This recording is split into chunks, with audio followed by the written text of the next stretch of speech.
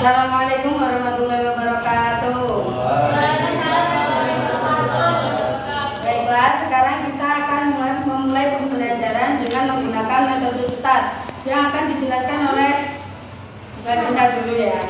Jadi START sendiri yaitu metode pembelajaran yang kooperatif di mana siswa belajar dengan kelompok kecil atau diterbitkan, yang nantinya setiap kelompok itu bekerja sama untuk memahami suatu materi, kemudian setiap siswa mengerjakan tes secara individu.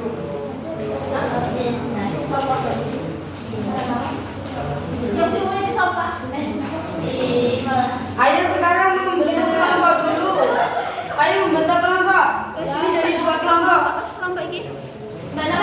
Ayo jadi dua kelompok, bulat lah. Bentuk lingkaran. 3 sampai 4. 4 ya, sedikit Bu. Segi spasi bagi dua. Ayo bagi kelompok. Ayo. Mana ayo bentuk kelompok kok coba ke siapa dah? Ya ayo bentuk kelompok.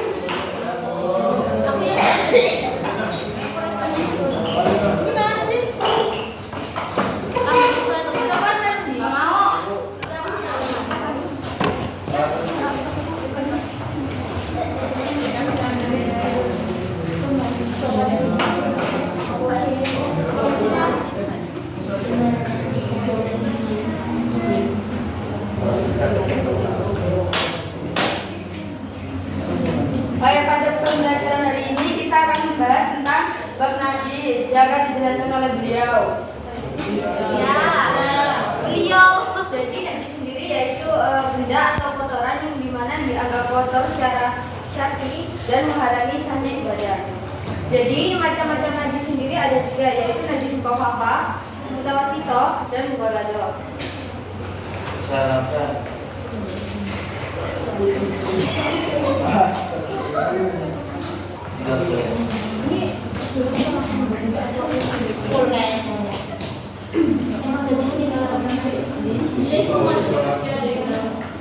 Nah sekarang kalian harus berdiskusi dulu ya. Saya kasih soal satu-satu. Soal ini untuk kelompok ini nanti dipresentasikan di depan 1 orang.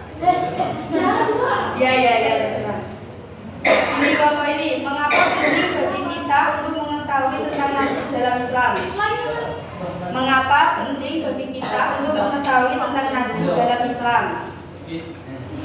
Itu kelompok yang kedua, apa yang dimaksud dengan najis dan mengapa najis harus disucikan? Udah? Ya udah. Kelompok 3, Fikri, ketua kelompok 3, bagaimana cara membedakan najis ringan, sedang dan berat? Ya, nanti dipresentasikan. Terus kelompok 4, apa akibatnya jika kita melakukan ibadah dalam keadaan ada najis? Ya, udah. Diskusi dulu 5 menit. Nanti dipresentasikan di depan. Aku maju aku.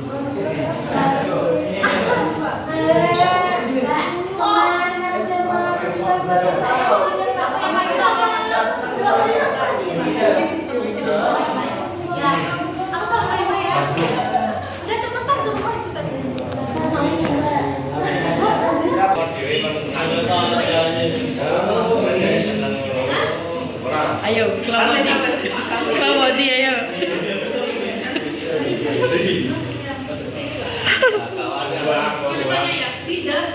Assalamualaikum warahmatullahi wabarakatuh. Ini saatnya dan kenapa najis adalah sesuatu yang secara syariat dianggap kotor yang dapat menghalangi sah ibadah, terutama di sholat. Kenapa najis harus disucikan?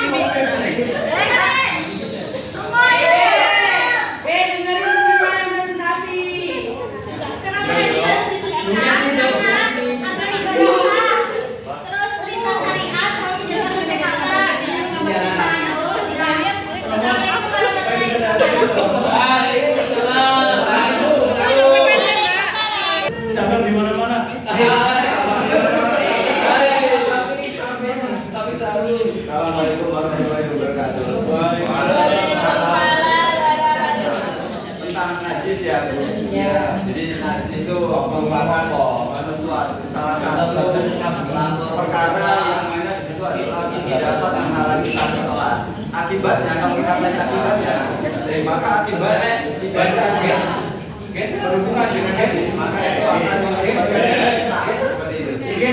Oke, Assalamualaikum warahmatullahi wabarakatuh. Najis itu ada 3. Oh, baru tahu. Kecil atau biasa disebut mukhafaf. Yang kedua sedang. Kok kecil? Oh, kecil. Jadi maksudnya enteng lah, pindah enteng lah. Ringan. Lalu yang ketiga, ada najis yang berat. Nah, kan pertama kita bahas yang kecil dulu. Nah, ini yang kecil itu apa? Yaitu air kencing laki-laki yang umurnya itu 2 tahun ke bawah. Nah, 2 tahun ke bawah ini masih menyusui ibunya. Maka nanti kalau misal kalian membawa bayi kalian, kan tiba-tiba anak laki-laki kalian kencing, itu nanti kalau cara pencuciannya tinggal dimasukkan air atau dibius saja. Sudah. Lalu yang sedang atau najis apa yang sedang itu tawasit sedang. Ini nanti terjadinya biasanya najis ini seperti kotoran hewan.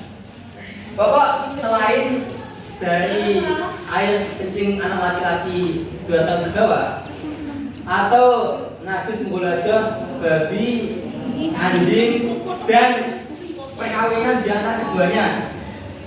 Entah nanti manusia sama anjing atau siapa. Dan nanti anaknya tetap najis. Ya, kalau nanti manusia tetap najis ya. Nah, cara mencucikan najis yang sedang ini itu kita hilangkan dulu airnya. Ini misalkan ada tai kecil atau apa. Nah, kita hilangkan dulu airnya. Set. Nah, kita hilangkan airnya. Ini apa namanya? Bentuknya hilang, baunya sudah hilang, dan dijelas oleh teman saya juga hilang rasanya. Nah, setelah itu dibilas dengan air. Set. Nah, maka setelah dibilas dengan air ini sudah suci. Dan airnya tadi itu dinamakan air mustakmal. Dan air mustakmal nanti bekas dari bilas tadi itu bisa dibikin buat kopi nggak apa-apa, atau diminum juga nggak apa-apa. Itu. Oke, lanjut yang najis menggoladeh. Nah, misal ada teman kita dia itu perkawinan anjing sama manusia, anjing laki-laki. Jangan manusia loh. Iya loh. Kucingnya atau apa? Kucing ya, kucing. Iya. Kucing sama babi.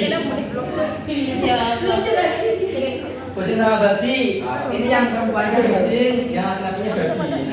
Jadi anaknya jadinya ubi. Ubi ini dia tetap najis karena dia perkawinan antara kucing dan babi.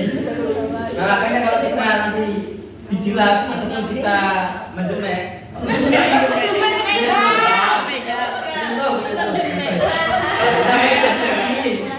kita menyentuh kubi, maka kita harus mencucikannya harus sekali basuhan. Dan salah satunya itu harus dengan debu.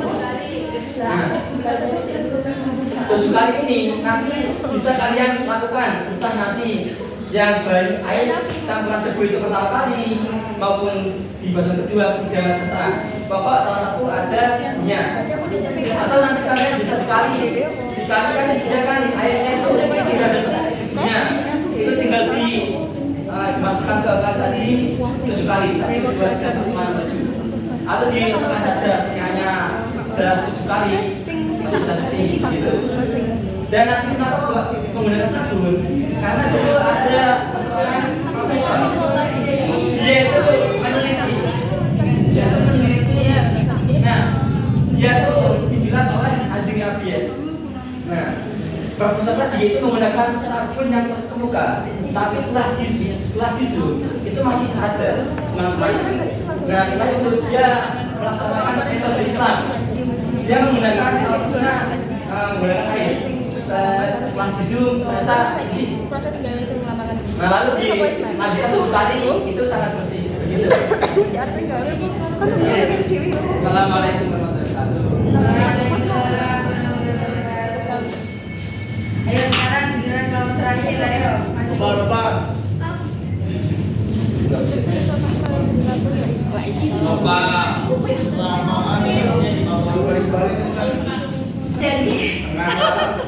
Tahu siapa? Ini kan kita pertanyaan penting untuk seberapa penting untuk mengetahui najis di dalam Islam. Jawabannya itu penting karena bersuci dari najis merupakan syarat sah ibadah. Jadi maksudnya itu kayak kalau kita nggak tahu bahwasanya kita tuh ada najis atau enggak, nanti takutnya ibadah kita itu tidak sah gitu loh. Jadi penting kita mengetahui bahwasanya hal-hal yang terkait dengan najis, hal-hal dengan cara mensucikannya kayak bagaimana.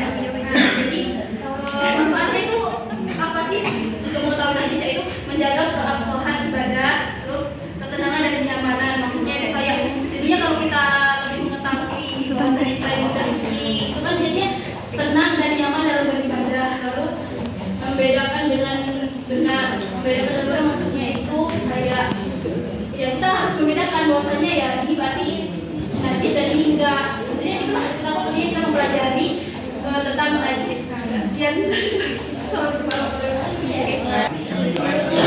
Tenangan.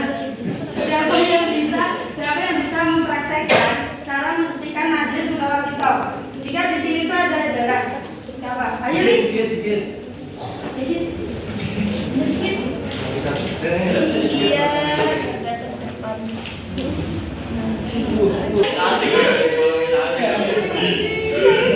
Iya. Ini ya. Kayak pakai lagi kan, cuma gampang dari sini nggak boleh.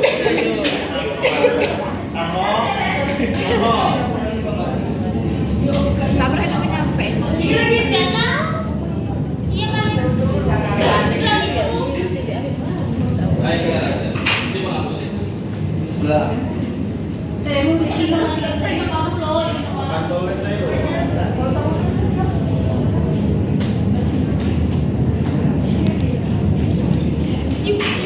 Lagi lah. Sudah bisa. Masal ini. Praktekkan bagaimana sih ketika umpamanya di ruangan besar, ya ini ruang tamu rumah kita.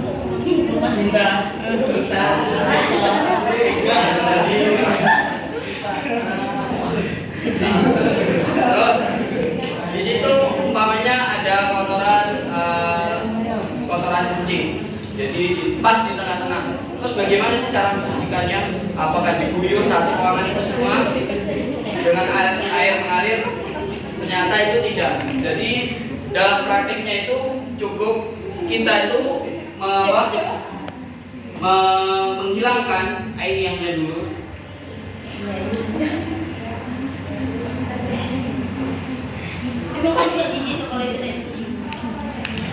Terus ketika sudah airnya berarti kan tinggal apa ya, Mas Ukri? Setelah airnya hilang berarti tinggal ukmiyahnya. Jadi ini secara kasat mata itu sudah bersih, tapi secara syariat ini masih najis. Jadi bagaimana untuk mensucikannya? Apakah kita guyur? Jadi kalau diguyur itu seakan malah najis tersebut akan tersebar dan menjadi tambah banyak. Jadi cukup menggunakan tisu karena di sekarang era ini sudah banyak lap-lap yang sifatnya itu menyerap seperti tisu. Jadi cukup bekasnya tadi itu diguyur dengan air, kemudian sekiranya air sudah mengalir baru dilap lagi. Jadi sampai air tersebut benar-benar bersih.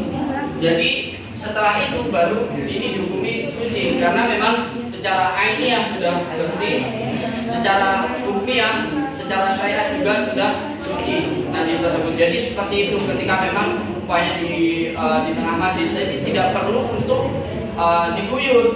Jadi cukup di area tersebut dibersihkan ainiyahnya, bentuk najisnya asal najisnya, kemudian nanti kir tersebut tinggal rupiahnya, sehingga cukup dialirkan dengan menggunakan air, kemudian dilap lagi dengan menggunakan tisu, maka itu sudah cukup suci.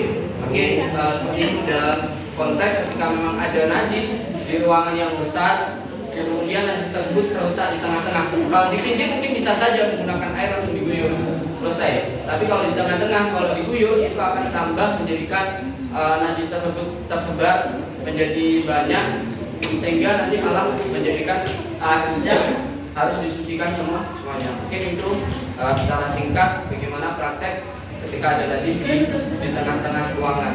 Itu sekian dari saya. Wassalamualaikum warahmatullahi wabarakatuh. Waalaikumsalam.